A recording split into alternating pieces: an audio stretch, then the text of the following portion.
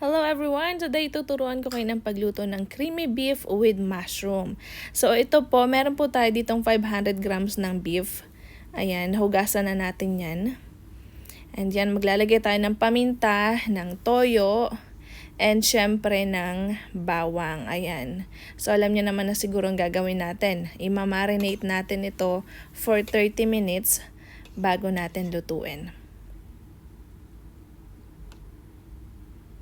Okay, so after 30 minutes, ayan na siya. Maglalagay naman tayo dito ng cornstarch.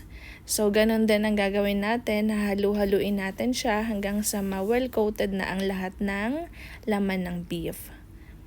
At yan, sa mainit nating kawali, ayan. Ilalagay na po natin yung ating minarinate na beef. Ayan, isasangkotsa lang natin siya. Kita nyo naman guys. Napakabango na to, as in.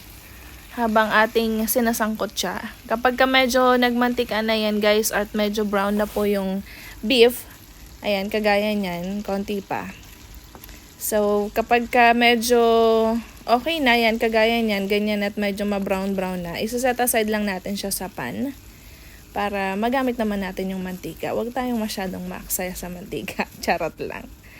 Ayan. And then, ilalagay na natin ang bawang at sibuyas. Pinagsabay na natin yan, hindi natin pinaghiwalay para walang away. Charot lang.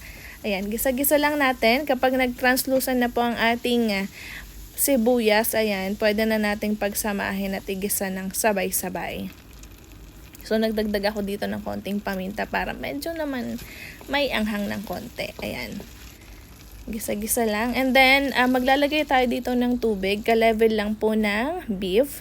Ayan, kapag nagpakulo tayo, medyo mahina lang yung apoy yan. Siyempre, nagdagdag tayo dyan ng beef nor cubes.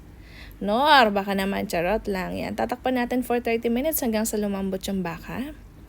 So, yan guys, kita nyo naman, medyo okay na siya. Ayan, nagdagdag tayo ng konting patis. Takpan ulit natin. Ayan. And then, ilalagay na po natin yung mushroom. Ayan, halo-halo lang.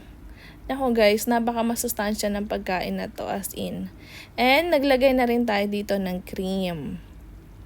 Ayan, bahala na po kayo kung ano pong brand ang gagamitin nyo ha. Ayan, sa amin po ay Nestle cream ang aming ginamit. Pwedeng isa, but sa akin po kasi mas gusto ko yung medyo ma-creamy talaga siya. So, nagdagdag pa ako ng konting patis dyan, guys. At eto na, luto na po ang ating creamy beef with mushroom. Ayan, thank you guys for watching. Please don't forget to like and subscribe to my YouTube channel. Bye-bye!